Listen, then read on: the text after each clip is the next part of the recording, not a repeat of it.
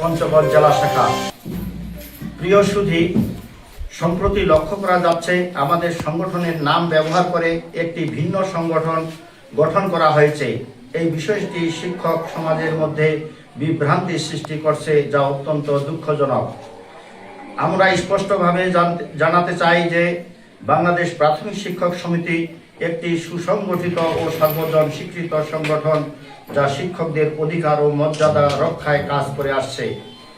একই নামে ভিন্ন সংগঠন গঠন করা হলে শিক্ষকগণ বিভ্রান্ত হবেন, এতে কোনো সন্দেহ নাই।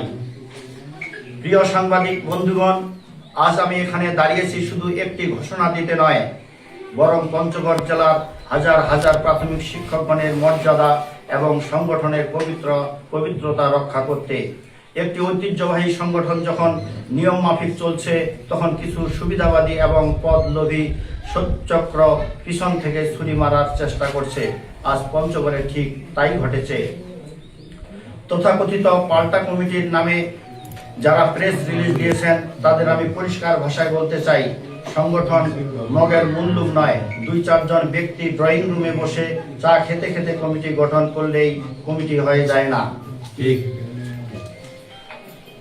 যারা আজ বিভেদ সৃষ্টির চেষ্টা করছেন, তারা মূলত সাধারণ শিক্ষকদের স্বার্থকে বলি দিয়ে নিজেদের আখের গুছাতে চান। আমরা যখন শিক্ষকদের অধিকার আদায়ের লড়াইয়ে ব্যস্ত, তখন এই কুচক্রী মহল পেছন থেকে সংগঠনকে দুর্বল করার চেষ্টায় লিপ্ত, যা অত্যন্ত হাস্যকর ও ঘৃণিত প্রচেষ্টা। আপনারা দেখেছেন 2025 সালে 11তম গ্রেডের আন্দোলন যখন হয়, তখন এই উপজেলা চত্বরে যে আন্দোলন হয়েছিল, যে মিটিং হয়েছিল, সেখানে পুরো পঞ্চগড় জেলার 250 থেকে 300 সহকারী শিক্ষক এসেছিলেন।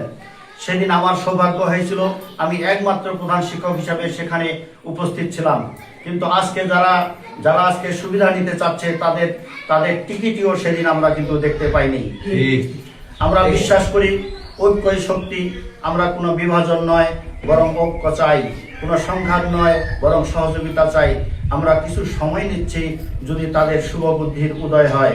সবাইকে আহ্বান করছি, আসুন বিভ্রান্তি না হয়ে একই প্ল্যাটফর্মে কাজ করি, অন্যথায় কঠোর সাংগঠনিক ব্যবস্থা গ্রহণ করা হবে। শুভ বিকেল, ধন্যবাদ সবাইকে।